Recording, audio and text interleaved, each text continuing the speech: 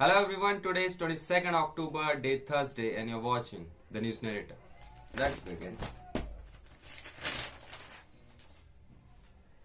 सख्त आदेश। हाईकोर्ट ने 9 जिलों के कलेक्टर से छीने चुनावी सभा को अनुमति देने के अधिकार।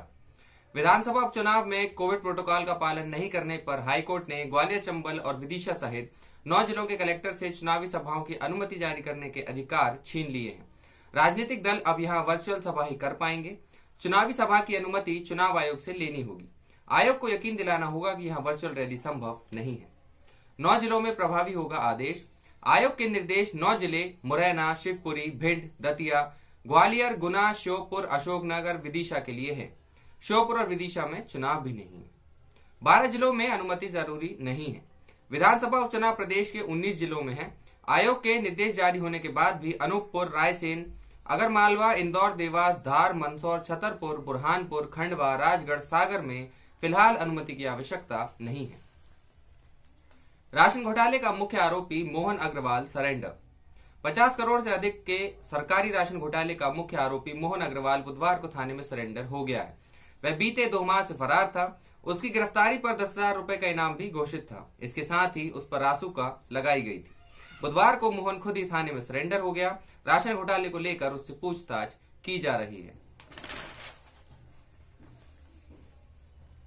गूगल के एकाधिकार को चुनौती, अमेरिका में ऐतिहासिक केस। दुनिया की सबसे बड़ी सर्च इंजन कंपनी गूगल के खिलाफ ऑनलाइन सर्च में प्रतिस्पर्धा, उपभोक्ता हितों को नुकसान पहुंचाने और एकाधिकार के आरोप लगे हैं। अमेरिका न्याय विभाग व 11 अमेरिकी राज्यों ने देश के एंटी ट्रस्ट कानून के कथित उल्लंघन के मामले में गूगल के खिलाफ वॉशिंगटन डीसी की संघीय अदालत में दाखिल किया है। गूगल ने इस मुकदमे पर कोई टिप्पणी नहीं की है।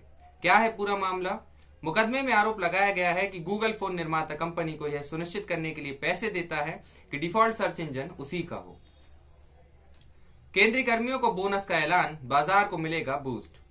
कोरोना काल में आर्थिक मंदी को देखते हुए अपने बोनस के लिए आंशिक केंद्र सरकार के कर्मचारियों की चिंता दूर हो गई है।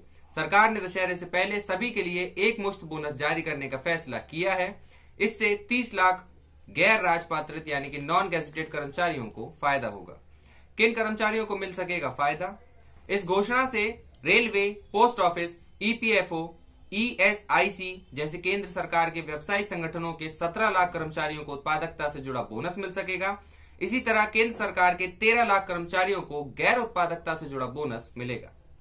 राजधानी में 196 नए मरीज, 4 की मौत। प्रदेश में बुधवार को कोरोना से 1118 नए मरीज मिले हैं। अब तक यहां मरीजों की संख्या 1,63,296 पर पहुंच गई है। बुधवार को यहां 17 मौतें भी हुई। अब तक यहां 2828 लोगों की मौत हो चुकी है। इसी तरह 1222 लोग स्वस्थ भी हुए हैं। इधर राजधानी में कोरोना मरीजों का आंकड़ा 23,000 के आसपास पहुंच चुका है। बुधवार को शहर में 196 नए मरीज मिले हैं। बुधवार को यहां 4 मरीजों की मौत भी हुई, जबकि 212 अस्पताल से डिस्चार्ज हुए हैं। खोज, नीदरलैंड्स के वैज्ञानिकों का अध्ययन, इंसान के गले में एक और लार ग्रंथि का पता चला। प्रोस्टेट कैंसर के अध्ययन के दौरान नीदरलैंड्स कैंसर इंस्टीट्यूट के वैज्ञानिकों ने मानव गले में एक और नए अंग का पता लगाया है। यह गले के ऊपरी हिस्से में लार ग्रंथि के रूप में पाया गया। इसे ट्यूबेरियल सलाइवरी ग्लैंड्स का नाम दिया गया है। रेडियोथेरेपी एंड ऑन्कोलॉजी जर्नल के मुताबिक वैज्ञानिकों ने 100 मरीजों की जांच के बाद इस ग्रंथि की मौजूदगी की पुष्टि की है।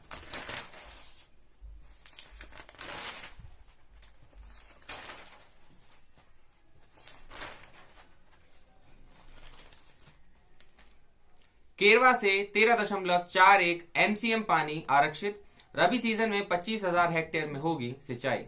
नगर निगम सीमा में जल आपूर्ति के लिए केरवा जलाशय से 13.41 एमसीएम पानी आरक्षित किया गया है। इस वर्ष जल वर्षा के चलते केरवा डैम में पर्याप्त पानी मौजूद है। इससे आगामी दिनों में कोलार की जल सप्लाई पूरी की जाएगी। हालांकि इस पर फैसला दिसंबर 2019 में हो गया था, लेकिन अमल अब हो रहा है। जिले के 25,135 हेक्टेयर क्षेत्र में रबी फसल की सिंचाई का टारगेट निर्धारित किया गया है। इसके लिए भोपाल के पानी से 22,000 हेक्टेयर और रायसेन जिले से 2300 हेक्टेयर क्षेत्र में सिंचाई के लिए पानी उपलब्ध कराया जाएगा। कलेक्ट्रेट में हुई जल उपयोगिता समिति की बैठक में अधिकारियों के बीच सहमति बनी। आरबीआई पहली तिमाही के विनिर्माण कंपनियों की बिक्री गिरी। कंपनियों की बिक्री में भी 41.1% की कमी। भारतीय रिजर्व बैंक आरबीआई के विश्लेषण के अनुसार चालू वित्त वर्ष की पहली तिमाही में निजी क्षेत्र की विनिर्माण कंपनियों की कुल बिक्री में साल दर साल आधार पर 41.1% की गिरावट दर्ज की गई है।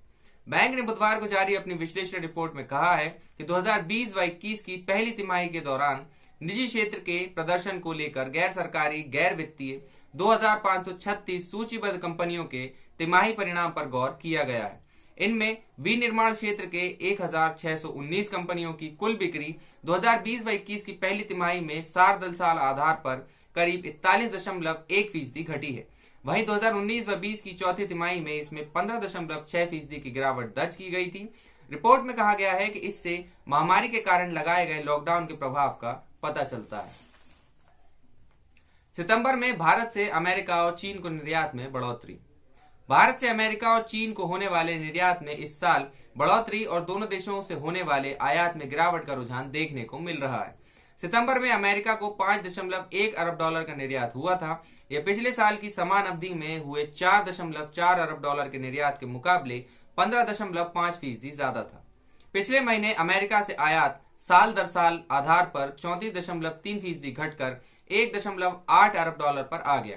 यह एक साल पहले की समान अवधि में 2.8 अरब डॉलर पर था। अमेरिका भारत का सबसे बड़ा ट्रेडिंग पार्टनर है। चीन से आयात में आई कमी।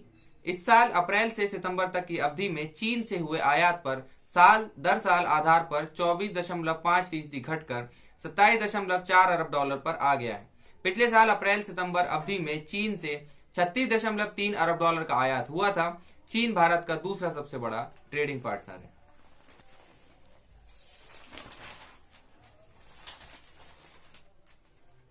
आईपीएल 13 केकेआर बना सकी 8 विकेट पर 84 रन, सीजन का सबसे कम स्कोर।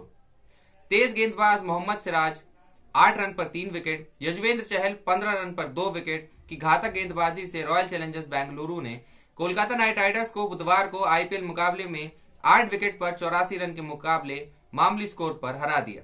इसके बाद बेंगलुरु ने 13.3 ओवरों में मात्र 2 विकेट खोकर इस आसान लक्ष्य को हासिल कर जीत दर्ज की। यह इस सत्र की किसी भी टीम का सबसे कम स्कोर है। आईपीएल इतिहास में यह कोलकाता का दूसरा सबसे न्यूनतम स्कोर है।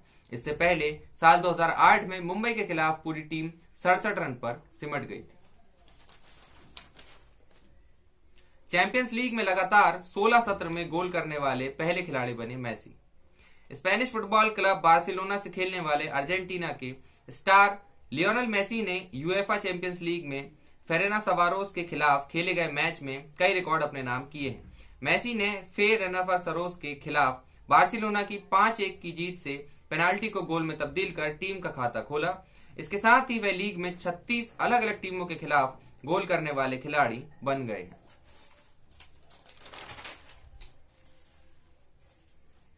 पाकिस्तान में बिगड़े हालात, सेना और पुलिस की झड़पों में 10 मरे। पाकिस्तान में राजनीतिक उठापटक के बीच सेना प्रमुख जनरल कमर जावेद बाजवा ने सिंध आईजी मुश्ताक महर को अर्धसैनिक बल या फिर रेंजरों द्वारा घर से अगवा करने की अफवाह की जांच के आदेश दिए हैं। उन्हें अगवा किया गया ताकि कराची में पुलिस पर दबाव बनाकर पूर्व पीएम नवाज शरीफ के दामाद कैप्टन सफदर अवान को गिरफ्तार करने के आदेश पर हस्ताक्षर करवा सकें। ऐसे में आईजी महर 10 दिन की छुट्टियों पर चले गए। साथ ही उनके साथ सिंध पुलिस के करीब सभी वरिष्ठ अधिकारियों ने छुट्टी के लिए अर्जी सौंप दी है। जांच की घोषणा के बाद सिंध पुलिस ने बुधवार को बताया कि आईजी ने छुट्टियां रद्द कर दी हैं और बाकी से लौटने को कहा है। कुछ रिपोर्ट्स का दावा है कि हिंसक झड़पों में 10 पुलिस वाले मारे गए। सिंध प्रांत में कराची की एक बिल्डिंग में विस्फोट, 5 मरे 20 घायल। आतंक को फंडिंग के मामले में ग्रे लिस्ट में बना रहेगा पाक। रिपोर्ट्स के अनुसार फाइनेंशियल एक्शन टास्क फोर्स यानी कि एफएटीएफ की ग्रे लिस्ट में पाकिस्तान बना रह सकता है, क्योंकि यह ग्लोबल टेरर फाइनेंसिंग और मनी लॉन्ड्रिंग वॉचडॉग एफएटीएफ के एक्शन प्लान में 27 में से 6 बिंदुओं का पालन करने में असमर्थ रहा है। 23 अक्टूबर तक एफएटीएफ का वर्चुअल सत्र चलेगा। यह 27 बिंदु कार्य योजना पर पाकिस्तान की प्रगति की समीक्षा करेगा। That's it for today. See you guys tomorrow. Take a good care of yourself. Be healthy, be safe, stay motivated and stay alert. Jai Hind.